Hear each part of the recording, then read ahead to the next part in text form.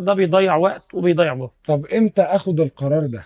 يعني ايه المؤشرات اللي تخليني اخد القرار ده واسيب مدرس او اسيب منصة واشترك في منصة تانية او مع مدرس تاني؟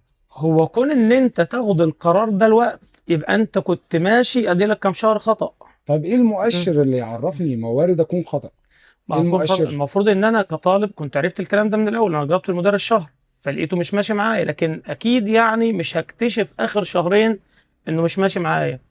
فوالله لو انت لقيت ان هو مقصر، مش انت اللي ما تفهمش، ما انت هتروح برضه هناك هتلاقي نفس المشكله. بالظبط. لا، انت ممكن مع المدرس نفسه، انا ضعيف في كذا، عايز اذاكر كذا، انصحني بكذا. هو اكيد عارف مستواك ايه وانت رايح فين وايه اللي انت طالبه. انما تروح لواحد، وخاصه لو على منصه، هو لا عارف مستواك، وهو بيقول المحتوى حفظ صم وانت قاعد بتسمع، فهو لا هتتفاعل معاه ولا يتفاعل معاك. فمدرسك هو اولى واحد واصح واحد يقدر يكمل معاك للاخر.